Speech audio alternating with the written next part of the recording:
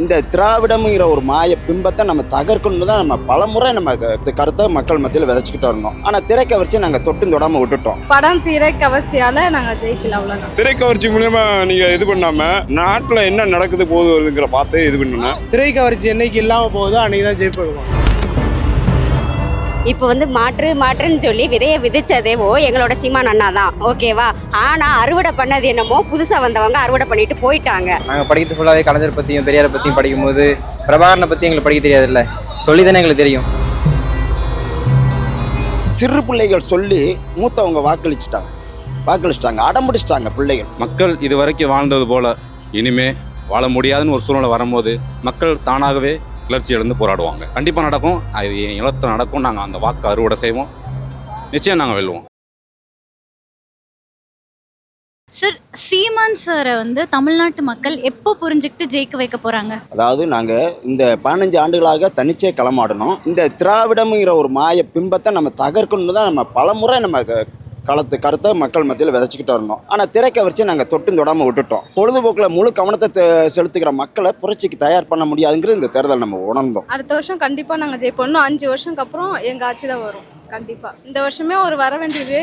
அதான் இப்போ அண்ணன் சொன்ன மாதிரி படம் திரைக்கவர்ச்சியால் நாங்கள் ஜெயிக்கல, அவ்வளோதான்.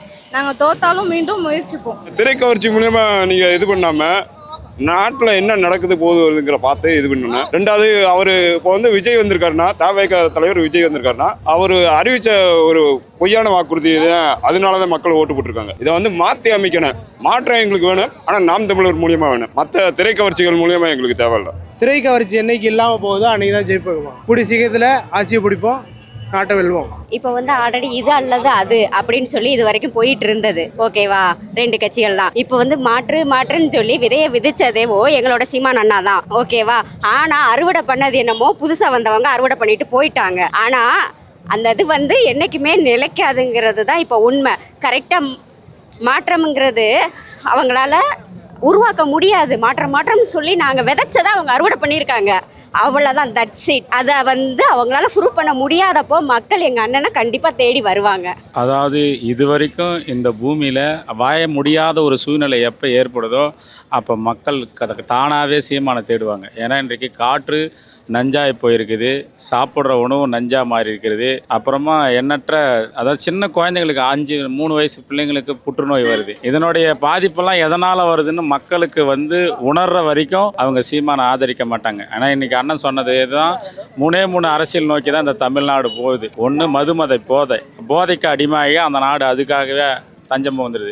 2வது திரைக்கவர்ச்சி, அப்புறம் ஜாதி மதம். இந்த 3 உணர்வுல இன்னைக்கு திரைக்கவர்ச்சி முன்னாடி வந்திருக்குது. ஆனால் ஒரு நாள் திரைக்கவர்ச்சியை பின்னுக்கு தள்ளிட்டு வரலாறு படிக்கிற மக்களுக்காக பேசுகிற கட்சி நாம் தமிழர் கட்சி ஆதரிப்பாங்க. நாங்கள் படிக்கிறது ஃபுல்லாகவே கலைஞர் பற்றியும் பெரியாரை பற்றியும் படிக்கும்போது பிரபாகரனை பற்றி எங்களுக்கு படிக்க தெரியாதுல்ல, சொல்லி தானே எங்களுக்கு தெரியும். நாங்கள் படித்தாதான் அதுக்கான அறிவோ, நாங்கள் போய் மற்றவங்களுக்கு சொல்லவோ. எங்களுக்கு முன்னாடி படித்தவங்களும் அவங்கள பற்றி படிச்சுட்டு அதையே போயிட்டாங்க. புதுசாக வந்தவங்களும் அவங்களே கொண்டு வந்திருக்காங்க. ஒரு தடவையாச்சும் அவர் ஒரு மாவீரர் நாளுக்கு ஒரு வாழ்த்து சொல்லலை. நாகப்பட்டினம் போனால் அன்றைக்கி மட்டும் மீனவர்களை இலங்கையிட்டேருந்து காப்பாற்றுவோம் அப்படின்னு சொன்னார். ஆனால் ஒன்றுமே பண்ணல. மற்ற நாள் நீங்கள் பேசலைல்ல, இன்னைக்கு கூட ஒன்றுமே சொல்லலை. அப்படிப்பட்டவர் எப்படி தமிழரை காப்பாற்றுவார்?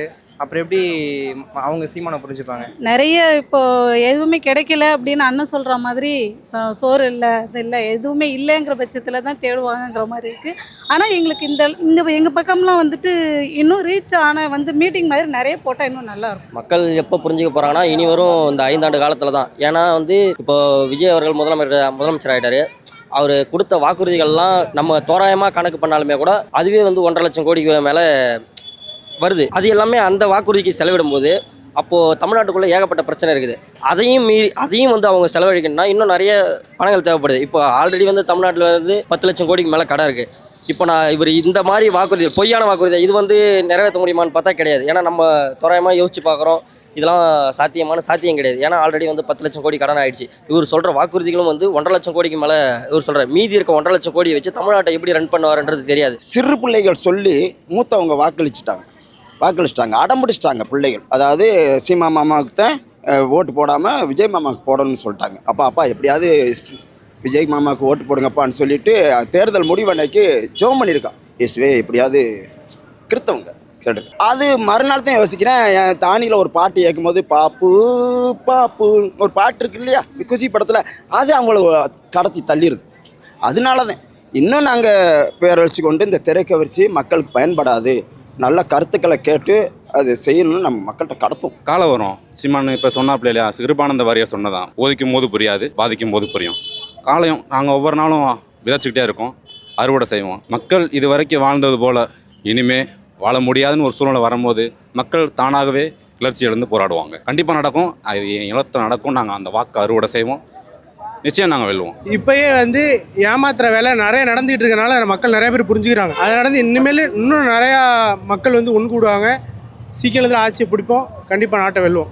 இந்த போராட்டம் வந்து இதோட நிப்பாட்டாம இன்னமும் நாங்கள் மக்களை எங்களை ஆதரிச்சாலும் சரி ஆதரிக்கலைன்னாலும் சரி இன்னமும் நாங்கள் முழுசாக போராடுவோம் முடிஞ்சு மக்களை என்னைக்கு விட்டு கொடுக்க மாட்டோம். வழக்கம் போல் எங்களோட கொள்கைகளையும் கோட்பாடுகளையும் மக்கள்கிட்ட கொண்டு போய் சேர்க்கறது மட்டும்தான் எங்களோட கொள்கையும். இது அடுத்த கட்ட நடவடிக்கை. புரிஞ்சுக்கோங்க, அவ்வளோதான் சொல்ல முடியும். திரும்ப திரும்ப கற்பிக்கணும். ஒரு அலை வந்து ஒரு பாறையை தகர்த்துது அப்படின்னா அது விடாமுயற்சின்னு சொல்லி அண்ணா பலமுறை சொல்லுவாங்க.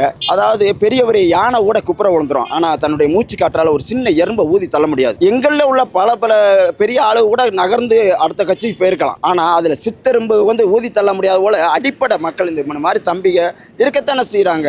தெளிச்சியாக வருவாங்க. நாங்கள் அதில் திரும்ப எங்கள் மக்களுக்கு சொல்லுவோம். சொல்லி எப்படியாவது நாங்கள் வெல்றதுக்கான வேலையை பார்ப்போம். நாங்கள் வெல்றது எங்களுடைய வாழ்க்கைக்காக அல்ல, நாளைய தலைமுறை பிள்ளைகளின் வாழ்க்கைக்காக என்று நாங்கள் களத்தில் நிற்கிறோம்.